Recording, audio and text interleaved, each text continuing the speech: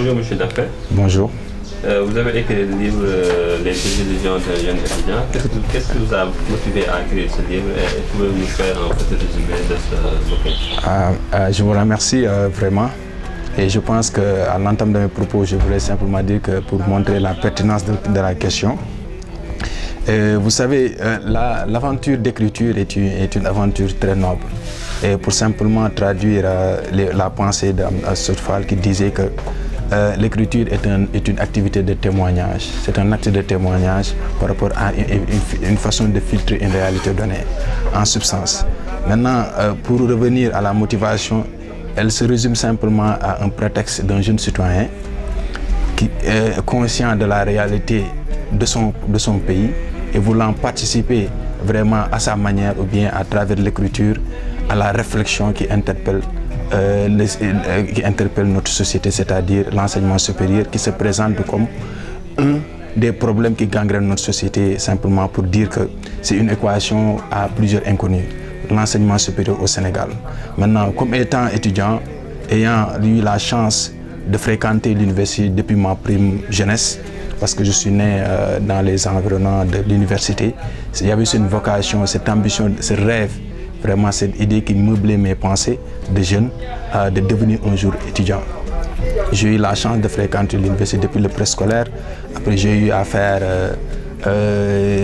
comment on l'appelle encore, le primaire à l'université. Et un jour, je me disais qu'un jour, quand je serai étudiant, quand j'aurai mon bac, je serai dans cette université, précitée université qui est notamment l'université Cheikh Anta Diop de Dakar.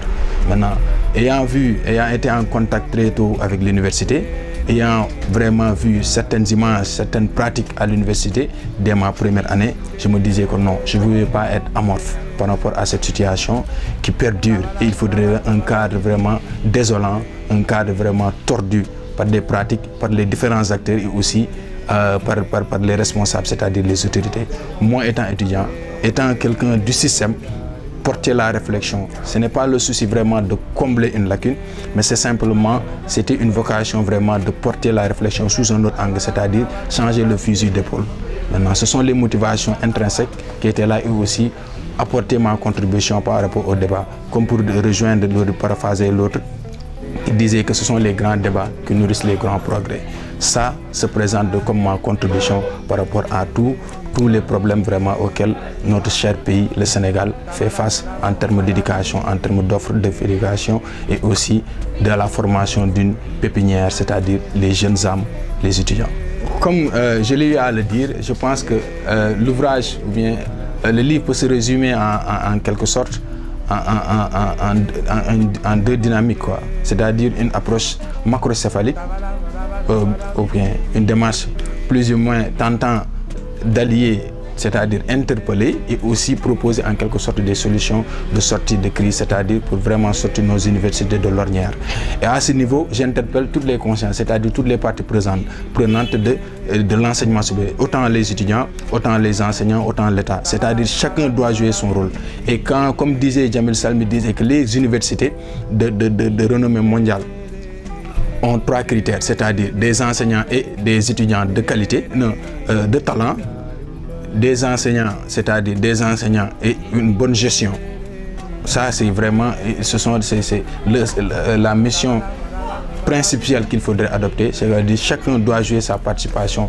L'État, dans sa fonction régalienne, doit vraiment respecter ses engagements et aussi mettre ses employés et les étudiants dans des conditions optimales de réussite pour que vraiment notre cher pays, pour que vraiment nos universités, dans sa globalité, être vraiment une source de créativité, c'est-à-dire une source de création de valeur et aussi répondre aux besoins futurs et présents de notre société en termes de main-d'œuvre, en termes d'innovation technologique, en termes d'enseignants et aussi en termes de citoyens avertis qui sont simplement exclusivement voués pour la noble et relever les défis titanesques auxquels qui se dressent à nos pays, auxquels nos pays sont interpellés.